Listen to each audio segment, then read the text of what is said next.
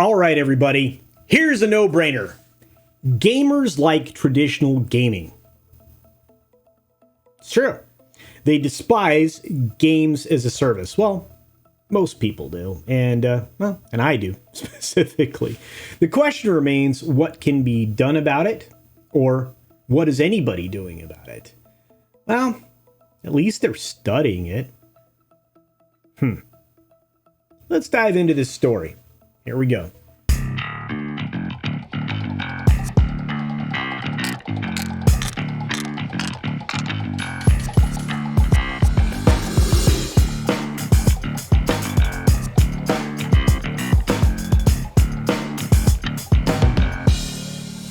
You've probably already heard about the recent Fandom study, right? The Fandom study.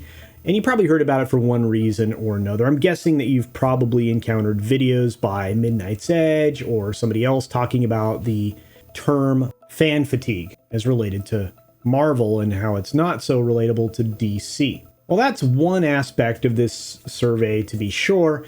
It actually covers a broad range of things, and that includes gaming. 5,000 participants in this particular survey were ages 13 to 54, and they provided a whole set of data points across the board for almost every type of entertainment.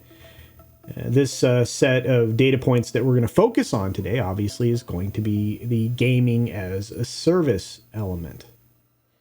So here's what we know from this survey, all right? 61% of the surveyed parties dislike games as a service. Duh.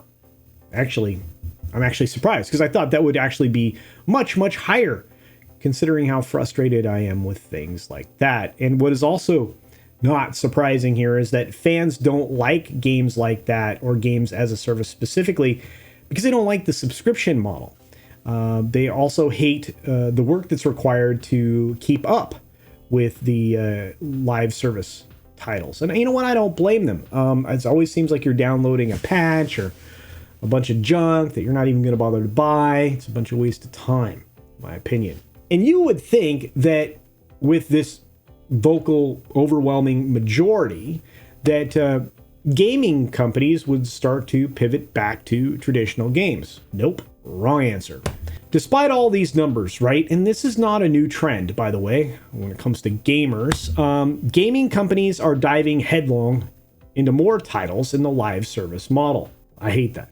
Sony, for example, has plans for 10 live service games by the end of 2026. Man, they really want you to subscribe to stuff, don't they? And it seems like this trend is exacerbated by the rampant adoption of the mobile gaming stuff that you can play on your phone and tablet. Again, that's because all of those games, for the most part, are games as a service or live service games, however you want to describe them. Now, let's not all walk towards oncoming traffic right now, okay? Of course, that's a joke, but the major players here are going to keep making traditional games.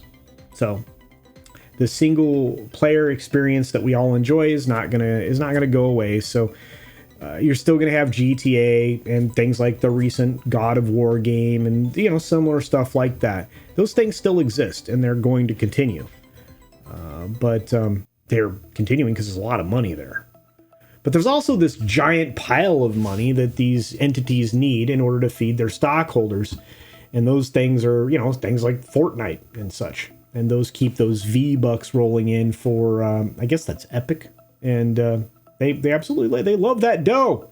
And so do the owners and shareholders of the company. And ultimately, I think that unless interest for some reason wanes or fades away for these free-to-play titles and these games as a service things, I think that those games are going to continue to dominate the marketplace, much to my chagrin. But hey, for some of us, that actually just gives us time to do other stuff while we wait between major traditional titles.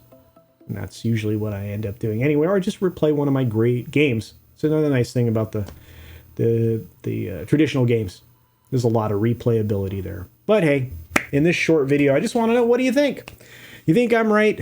Are you a traditional gamer out there? Do you like the live service offerings that are offered, or do you like a mix of both, I guess? Those are all good questions, I think. In the end, like I said, I think both of them are here to stay, but I hate the fact that they're wasting so many resources on these games as a service and not giving us more high quality traditional titles. But that's just my opinion. I'm interested in yours. That's why I always solicit it. So please utilize the comments section down below, and hopefully we can have a broad conversation on this one. Continue to encourage you to support independent creators. They need your help, just like I do. So if you're not subscribed here, subscribe here and subscribe to the content creators that you enjoy. I know it might require you to sign up. I think Jeremy from the Quartering says something similar to that, so I'll say it too.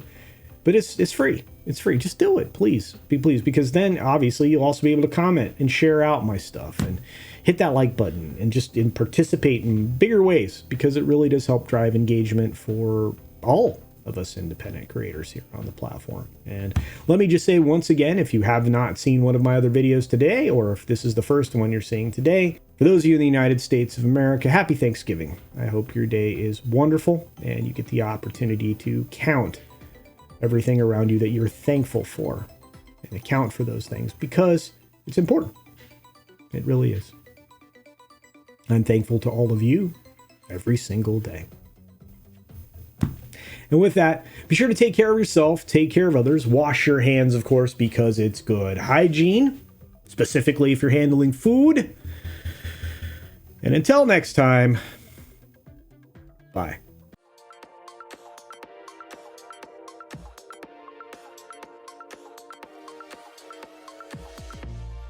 Five stories a day, good gravy.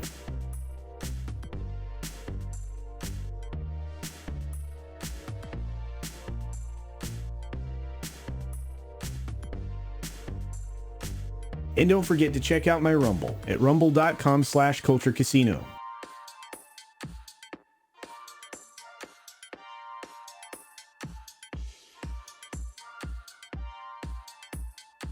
Thanks for visiting today. Be sure you're subscribed and hit that for alerts. Yay! Of course, like and share all of the videos that you can, as it helps with the algorithm. Have a great day.